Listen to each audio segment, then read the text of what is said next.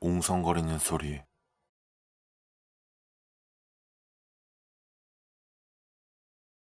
대학에 들어가 막 자취를 시작했을 무렵 이야기다. 어느 날 밤, 방에서 혼자 게임을 하고 있는데 아래쪽에서 사람들이 웅성거리는 것 같은 소리가 들려왔다. 아래층에 손님이 많이 오기라도 한 건가 싶었지만 귀를 기울여 자세히 들어보니 몇 명 수준의 목소리가 아닌 것 같았다. 훨씬 더 많은 사람 소리 같다고 할까. 기분 탓일지도 모르겠지만 마치 혼잡한 지하철역에서 들려오는 것 같은 소리였다. 그때는 그저 영화나 TV 프로그램을 시끄럽게 보는 거겠지 하고 넘어갔다. 하지만 잘 무렵이 되어서도 그 웅성거리는 소리는 사라지지 않았다. 엄청 큰 소리는 아니지만 새벽 3시가 되도록 그 소리가 들려온 탓에 결국 너무 신경 쓰여서 그날은 잠을 제대로 청하지 못했다. 그 후 며칠간 매일은 아니었지만 밤 10시부터 새벽 3시 사이 웅성거리는 소리가 빈번히 들려왔다.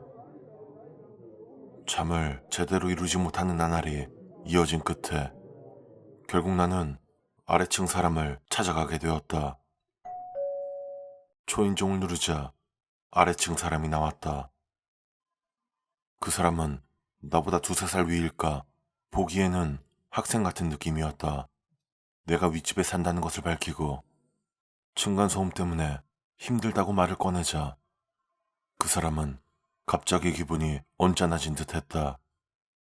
당신이야말로 매일 한밤중에 뭘 하는 거예요? 시끄러워서 나야말로 못 견디겠다고 하고 역으로 화를 내는 것이었다. 일단 아랫집 사람을 사토시라고 해두자.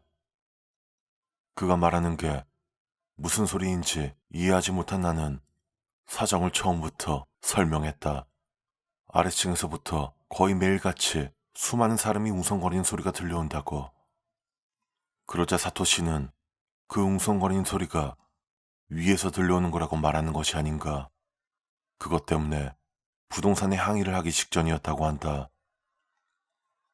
이유는 알 수 없었지만 뭔가 기분 나쁜 느낌이 들었다.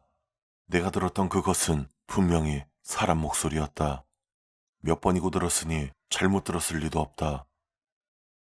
게다가 사토시도 수많은 사람들이 웅성거리는 소리를 들었다고는 하지 않았다. 잠시 침묵이 이어지다가 사토시가 말했다. 이 집 천장에 뭐가 있는 건가? 사토시는 천장 밑에 가볼까? 라고 말하더니 내 대답도 기다리지 않고 곧바로 손전등을 들고 나왔다. 하지만 나는 멋대로 들어갔다가 혹시나 천장이 무너지거나 어디 파손이라도 생겼다가는 나중에 큰일이 될지도 모른다는 생각이 들었다. 이 건물을 관리하는 부동산 쪽에 사정을 이야기하는 게 좋지 않겠냐고 나는 천장 밑에 들어가 볼 생각이 가득 찬 사토시를 설득했다. 난 웅성거리는 소리가 들린다고 말하면 믿어주지 않을 것 같아서 마루 밑에서 뭔가 이상한 소리가 들린다고 부동산에 전화를 걸었다. 그러자 부동산 쪽에서는 쥐라도 사는 것이라고 여긴 것인지 며칠 내로 업체와 함께 방문하겠다고 대답했다. 뭔가 거짓말을 한 것 같은 느낌에 조금 마음이 찔렸지만 그 일을 사토시에게 말하자 뭐 이상한 소리가 들린 건 사실이니까 어쨌든 온다니 다행이네 라고 말했다. 딱히 문제는 없을 거라 생각했다. 부동산 쪽에서 방문하기로 한 당일 꽤나 일찍 사토시가 우리 집을 찾아왔다. 부동산과 약속한 시간까진 아직 꽤 여유가 있었다. 아무래도 사토시는 급한 볼일이 생겼어 같이 확인하지 못할 것 같다고 말했다. 부동산에서 사람이 오면 괜찮으니까 여벌 열쇠를 사용해서 방에 들어가 확인해달라고 나에게 말을 전하기 위해 온 것이었다. 그런 건 직접 전화로 하면 될 것을 하고 생각하면서도 나는 알겠다고 대답한 뒤 부동산에서 사람이 오기를 기다렸다. 점심시간 조금 전 부동산 쪽 사람이 구제업자와 함께 찾아왔다. 부동산 아저씨가 사토시랑 연락이 되지 않는다면서 뭐 들은 거 없냐기에 아침에 그가 말한 내용을 전했다. 아저씨는 좀 곤란하단 표정을 지었지만 일단 다 같이 사토시의 집에 가보기로 했다. 아무래도 1층과 2층 사이를 조사하려면 사토시네 집 욕실 천장으로 들어가는 것밖에는 길이 없는 것 같았다. 사토시네 집에 가자 여벌 열쇠를 사용하라던 그의 말과는 달리 문이 열려 있었다. 역시 내가 멋대로 들어가는 건 안 되겠다 싶어서 부동산 아저씨에게 맡기고 밖에서 기다렸다. 갑자기 집안에서 비명소리가 들려왔다. 무슨 일인가 싶어 현관문을 열어보자 부동산 아저씨와 구제업자가 새파랗게 질린 채 밖으로 뛰쳐나왔다. 경찰에 신고를. 그 후 많은 일이 있었지만 결론부터 말하자면 사토시는 욕실에서 죽어 있었다. 경찰차와 구급차가 와서 아수라장이 되었고 나도 경찰서에 가서 사정 정취에 임해야 했다. 아침에 사토시와 이야기했을 때는 수상한 김새 같은 건 없었다고 말한 뒤 일단 웅성거리는 소리에 대해서도 경찰에게 말했다. 경찰도 그 이야기를 알고 있는 것 같은 눈치였다. 하지만 뭔가 알아낸 게 있는진 가르쳐주지 않았다. 결국 나에게는 웅성거리는 소리도 사토시의 죽음도 모두 알 수 없는 상태로 남고 말았다. 그날 밤 너무나도 많은 일이 있었던 탓에 지친 나는 빨리 잠을 청하려고 이불 속에 들어갔다. 그러자 그 웅성거리는 소리가 갑자기 들리기 시작했다. 그러나 평소와는 무언가 달랐다. 무엇인지 정확하게 말할 순 없지만 위화감이 느껴진다. 잠시 뒤 나는 그 위화감의 정체를 깨달았다. 지금까지는 아래에서 들려오던 목소리가 분명히 옆에서 들린다. 더욱이 지금까지는 바닥 너머로 들려온 탓에 입안에서 웅얼거리는 것 같은 느낌이었는데 이번에는 마치 같은 방에서 들려오는 것처럼 선명했다. 그걸 깨닫는 순간 등골이 오싹해졌다. 눈을 뜨고 소리가 들려오는 쪽을 바라보고 싶은 마음도 있었지만 솔직히 두려웠다. 하지만 소리의 정체를 확인해야만 했다. 나는 각오를 다지고 일어나 소리가 나는 쪽을 바라보았다. 터무니없는 것이 있었다. 그곳엔 정장 차림의 한 남자가 서 있던 것이다.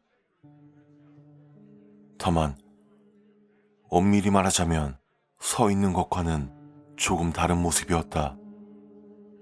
마치 수면 위에서 상반신만 내민 것처럼 바닥에서 남자의 상반신만이 솟아난 상태였다. 그것만으로도 기괴하기 짝이 없는데 그 정장 차림의 남자는 누나를 상하 좌우로 미친 듯이 움직이고 있었다.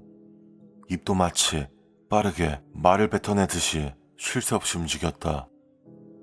수많은 사람들이 웅성 있는 것 같은 소리는 바로 그 입에서 들리고 있었다. 난 너무나도 상식을 벗어난 광경에 뭐가 어떻게 되는지도 모른 채 그 정장 차림의 남자를 응시하고 있었다. 어둠 속에서 눈이 익숙해져 갈 무렵 이상한 것이 하나 더 눈에 들어왔다. 사토시였다. 사토시가 바닥에서 얼굴만 내민 채 눈을 부릅뜨고선 천장을 올려다보면서 물고기처럼 입을 뻐끔거리고 있었다. 그걸 본 순간 어째선지 본능적으로 엄청나게 위험한 것이라는 직감이 들었다. 난 제대로 된 판단조차 하지 못하면서도 잠못 차린 그대로 지갑과 휴대폰만 들고 집에서 도망쳐 나왔다. 그날 밤은 일단 만화방에서 지새우고 아침이 되자마자 부동산 업체로 향했다. 그런 곳에서 더 이상 살고 싶지 않았기에 바로 이사 절차를 밟을 생각이었다. 부동산에 도착하자마자 담당자를 불러내서 이사 이야기를 꺼냈지만 갑작스럽다곤 해도 어쩐지 담당자의 반응이 이상했다. 아무래도 내가 이사를 가게 하고 싶지 않은 느낌이랄까. 그 이유를 묻자 경찰 쪽에서는 내가 사토시의 죽음과 연관되어 있다고 의심하는 것 같다는 대답이 돌아왔다. 그래서 멋대로 이사를 하면 곤란하다고. 듣고 보면 당연한 일이다.